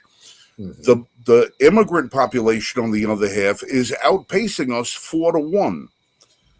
4-1 that Right. they're doing it. They're not there. And if you go to any of these people that have come here, why are you here? They will tell you straight out, we want to turn America into a Muslim country. Yep. This is not a secret. This is not a secret. They are doing everything they possibly can to use the freedoms that this country has and the benefits at their disposal to undermine the very country that they don't want to call home. They want to conquer. Right. There's a difference between people who want to come here and become Americans, and then there's the people that come here and want us to become Riyadh. They want us to become Afghanistan. And I want to point out that it's not just the Muslims that are doing it. It's these vigorous cultures. They have more vigor because they make more of themselves. Well, And we've been encouraged this entire time: kill your kids, have abortions, kill your kids, don't increase the population, depopulate. And now you know why Charlie Kirk is dead. Because everything that you just said are the things that he tried to warn everybody about. He said, please stop killing your children. Please get married. Please have Please have more children. Please go back to a traditional way of life. This is the way the way forward for America, to get back to our roots, to get back to our culture. Nothing he said was controversial. No. Nothing he said was wrong. Everything he said was about the foundation of America, and they killed him for it. Yep. They killed him for it. We are at war.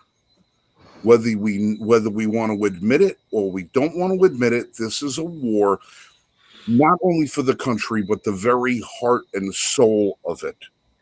And unless American people start to wake up and realize what is at stake, and they go to Arlington and look at the frickin' crosses and the stars of David that are there, and look at all the sacrifices that have been made. Go to Normandy Beach and look at the crosses and stars that are there, and see what the sacrifices have been made there.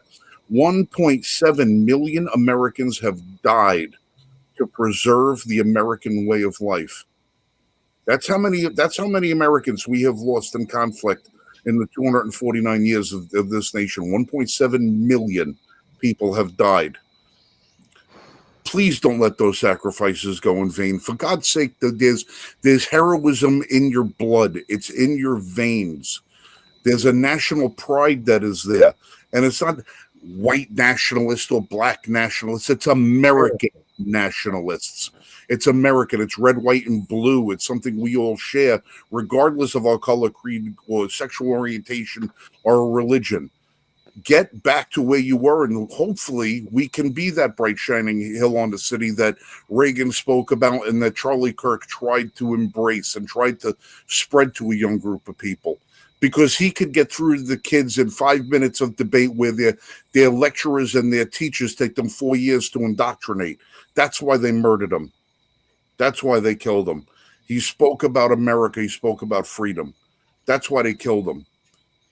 Yeah. And we everyone, even the left, owes him a debt. Because you know what, leftists, if it weren't for people like Charlie Kirk, your voice wouldn't be able to be heard. Right. So you owe him that debt as well. All right, listen, it's 10:08. My computer is on 2% battery life because I've been out on my screen porch trying to not get bitten by mosquitoes. So I'm going to sign off.